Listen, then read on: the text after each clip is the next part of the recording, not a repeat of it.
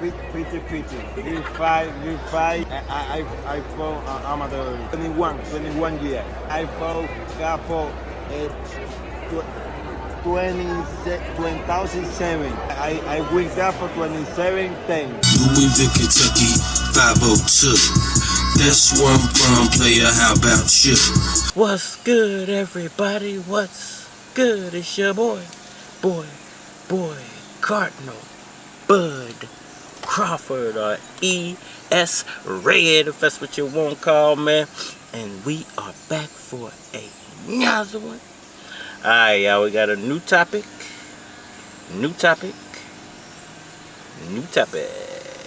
Yordenis Ugas says Errol Spence Jr. versus Terence Crawford is a 50-50 fight. I beat Bud in the amateurs 27-10. Alright, y'all, so you know what? I had been looking for some insight from Yordenis Ugas, because he was the last one to fight Errol Spence Jr. He was the last one to see the new version, feel the power of the new version, the speed, and the new set of skills that Errol Spence Jr. had brought to the ring after his accident, after the Danny fight, and just the all-around latest version of Errol Spence Jr.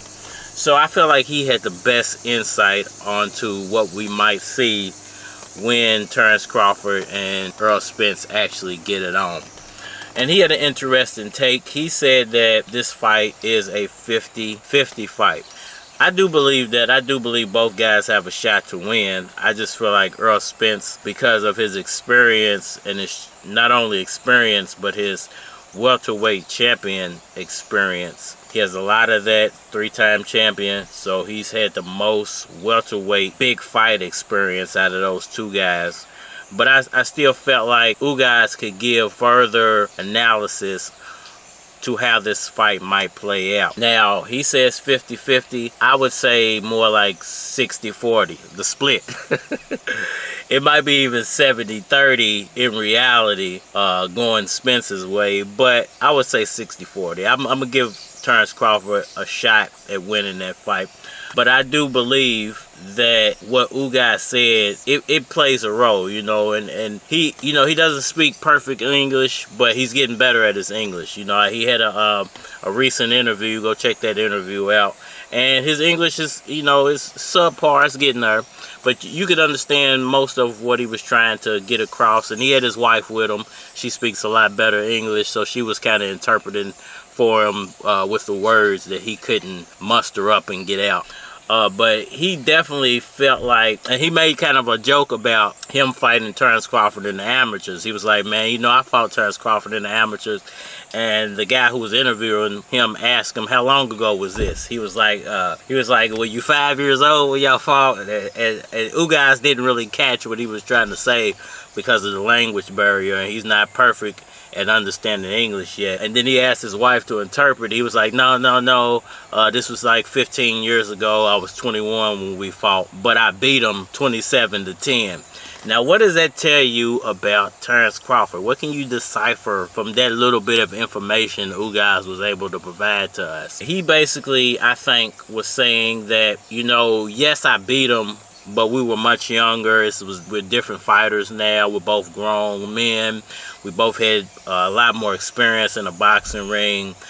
But he had a smile on his face, like, you know, that was easy. It was like, you know, that fight was easy to me. It didn't take a lot out of me to beat Terence Crawford. So I think in a way he was trying to be a little sarcastic and funny, but in a way kind of serious too. Like, you know, I beat him 27-10. You know, how's Spence going to go about this? Spence did beat me.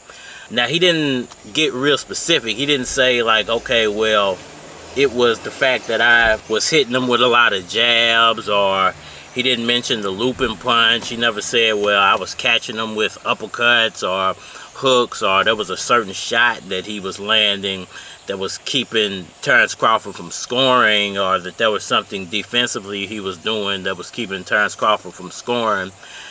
I think he felt like maybe, and was saying it maybe because he was trying to emphasize that my size beat him, that I was much bigger than him, but he couldn't get the words out. Like he was trying to muster up something and trying to get his thoughts together to say something, but you can tell he's not perfect with the English language yet, so he couldn't fully get that out. But I could tell by the way he was smiling and the comical nature of it that, you know, he was trying to emphasize that maybe it was my size that overwhelmed Terence Crawford. He didn't really know how to deal with my size. And who else has a size advantage when it comes to Spence versus Crawford? Errol Spence Jr. has a size advantage. How's Errol Spence going to duplicate? Because I don't know if that footage, I've looked around for it, but I've never actually run across the footage of Crawford Ugas. So I would love to see that fight just to see how it played out. Even though it was 15 odd years ago, there's something in that footage that could be learned for Errol Spence. There's something in there that's the key to beating Terence Crawford, whether it's bullying him, being a pressure fighter, staying on top of him, whether it's using size to your advantage, whether it's outthinking. Whatever Ugas did in there, it worked. Now, this was 15 years ago. He's a completely different fighter, but psychologically, you never really change. And when you get put into adverse situations, you tend to revert to what you've done in the past. So remember that. I don't think that Terence Crawford hasn't grown enough to where he could, you know, fix that type of problem that most people have, to where when they get down or when they get placed up against a brick wall, they know how to fight their way off the wall. I'm not saying that Crawford can't do that, but we tend as humans, we're human, we are human, to revert back to what we've done in the past. So I think that's where Ugas was going with that. And the fact that he beat him by such a wide margin, I thought it was quite funny and comical as well that he threw that in there. I beat him 27-10. I don't know exactly if that was the exact score, or maybe he beat, you know, he landed 27 more punches than, you know, in amateur boxing, the way they score is different from professional boxing. So I'm not sure exactly what the 27-10 meant, but obviously he was up, and up pretty big in that fight if that was the margin of victory. So I think he also did once again say that this was a 50-50 fight. 15 years ago, two totally different styles of fighting, but he did win, and he did win kind of big. So, I mean, if that's a tale of the future things to come, if and when we do get the Spence versus Crawford fight, I think we're in for some fireworks. And I think Ugas is a stand-up guy, commendable guy. He said he's thinking about getting back into the boxing ring. Probably won't be this year, more than likely next year at some point. Keith Thurman could possibly be a target for him. He said he wants a top 147 fighter, doesn't want no cupcake fights.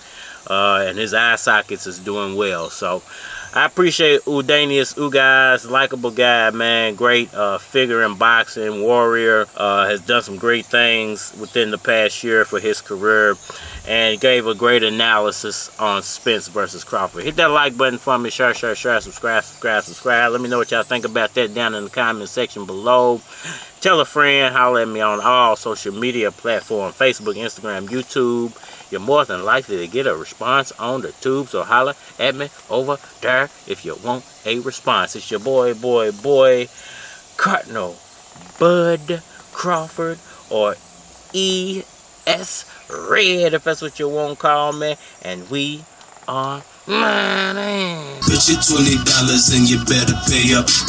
West Louisville, bitch, that's where I lay up.